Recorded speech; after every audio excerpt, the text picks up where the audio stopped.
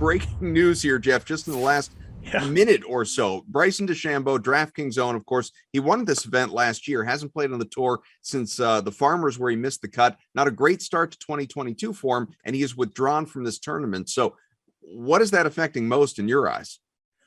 Well, it's affecting my season-long fantasy golf team, which I was Bryson on it. But it's affecting the odds right now. I think that's the biggest thing. If you got some early bets in today, you probably got a lot better odds on, especially guys like in that mid-range, like a Fitzpatrick, maybe a Leishman, maybe an Adam Scott or a Paul Casey.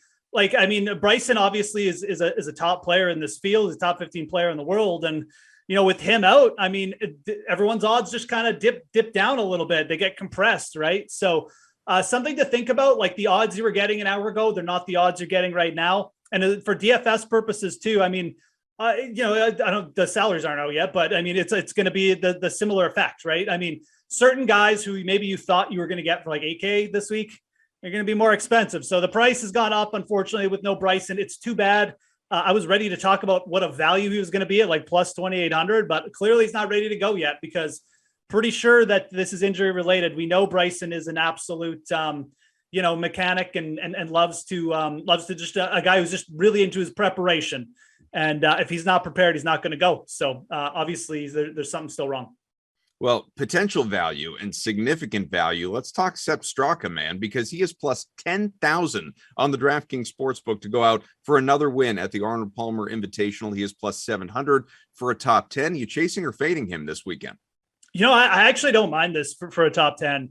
I know the feeling with most people as well. He's coming off his first win. There's gonna be a hangover. You can't bet guys like this, but I mean, look, we had this scenario 2 years ago with Keith Mitchell. I mean, another Georgia Bulldog. These guys are teammates. These guys are like really good friends. And Keith Mitchell was in the form of his life. And guess what he did after winning the Honda Classic? He came to the Arnold Palmer and finished sixth. He was in contention. And I think there's a real chance here. This field isn't that strong. Yeah, I know John Rahm and Rory are here, but like after those two, it tails off quick, especially with Bryson out. So this is almost a very similar field to what we're getting last week. You've got Sepp Straka coming in here in the form of his life right now. And I think for a top 10 plus 700, I'm actually surprised. I mean, you're getting better odds on him than a guy like Chris Kirk, who he beat straight up last week. Luke List, Lanto Griffin. I mean, these are all players like, Sepp Straka is, again, coming off a week at the Honda. And these courses also very similar in terms of just what they demand. You've got to hit pressure approach shots over water. I mean, Sepp Straka was doing that all week last week. So I think these are very fair odds for a top 10. Again, I'm not going to hit him out to like win twice in a row, but absolutely, man. If you want to take a shot on him, I think the odds are more than fair. Surprised to see him that high, to be honest. Sanjay M was a favorite at the Honda Classic. Didn't go so well, obviously, Geoff. He is plus 2,200 to bounce back and win this thing. Do you feel good about that? Chase or fade him? So, interestingly enough, I was kind of ready to say, like, you could think about Sanjay this week, but with Bryson in the field and bigger odds, I'm not sure how you take Sanjay over Bryson. Now Bryson's not in the field and Sanjay M is still plus 2,200.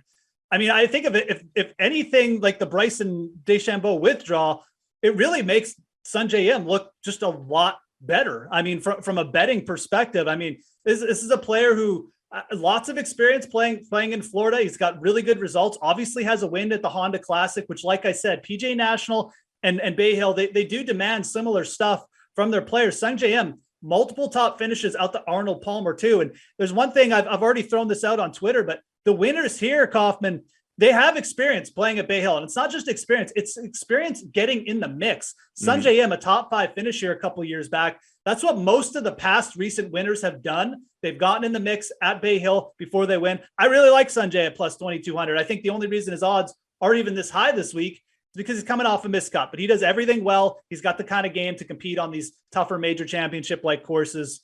And I think these are more than fair odds this week to take a shot with him. Tyrell Hatton plus 2,800 on the DK Sportsbook to win this thing. He won in 2020, which safe to say was a memorable year for every other reason. What do you think of him? Yeah, I mean, Hatton, obviously a former winner, and another guy whose game, tee to green, he can handle these tougher courses. We've seen him in like a final pairing of the U.S. Open or up there in the U.S. Open before as well. My biggest problem with Hatton is just he hasn't done that much over in Europe, and this is going to be his first start over on the mainland USA on the PGA Tour this year. Now, we've seen that work out for Euro players quite a bit here, but I mean, we also have seen like typically those guys were doing something on the other tour, like getting in contention, maybe even picking up a win. It just doesn't really seem to be clicking for Hatton right now. And quite frankly, like going back to the fall of last year too, it really hasn't been clicking for Hatton for a while. I mean, missing the cut of the last two majors, doing nothing in the playoffs. I think the only reason he's really available at plus 2,800 this week is just respect for a former past champion. I'm not really interested at all. I wish Matthew Fitzpatrick, who's at plus 2,000 right now on the DraftKings Sportsbook, was bigger in odds, because that would be 100% my target. But you know what? If I'm picking between those two, I'll take the lower odds on Matthew Fitzpatrick. I don't care. I think Fitzpatrick is way closer to winning right now. He's got a great record at this event too. So, Hatton plus 2,800. He's bigger odds than Fitzpatrick. I can see why some people might just say I'm taking the value there, but I think Fitzpatrick is the better play this week. And I think you just got to pay up. I think you just got to hold your nose and do it. I know plus 2,000 for Matthew Fitzpatrick doesn't sound great. This guy's got a high caliber game too, and he's been in way better form than Hatton. Jeff, Marc Leishman, also plus 2,800, not unlike Hatton. Matter of fact, you look back at history. I mean, he finished second in 2020 to Hatton. He won this event in 2017. So you chasing or fading him here? Yeah, and I mean, another player at this range who I would happily get on over Hatton. I mean, Marc Leishman, also an ambassador for this event. He's really taken to it.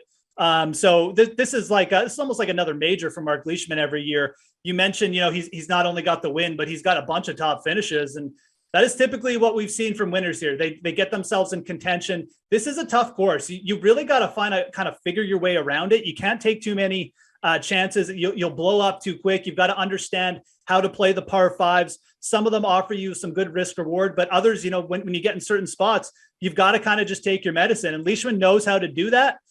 He's been trending well this year. He's gained strokes on approach, over a stroke on approach, in 5 straight starts now, coming off a couple top 16 finishes. If I'm looking at this range, we've mentioned Sanjay. I mentioned I like Matthew Fitzpatrick, but Marc Leishman, I wish his odds were bigger too, because he's right there with Hideki Matsuyama. But it's hard for me to say he shouldn't be a target for you. So kind of just pick your poison in this range. If I had to rank them, I would go start with Fitzpatrick, even though his odds are the lowest. But Leishman would probably be my second guy. So a lot of interesting names in this range. I think that you can make a lot of cases for guys, with Jon Rahm such short odds, and with Bryson no longer being in the field. I think this is a range people are really going to gravitate to. Like I said, Hideki there too. Leishman's certainly in the mix, and he's been playing well, and I will not be shocked if he gets himself in the mix again this week. In about 30 seconds here, Jeff, you mentioned Jon Rahm. He is the favorite, plus 750. Are the odds too short on him? Yeah, I mean, typically the odds on Jon Rahm are just going to be too short.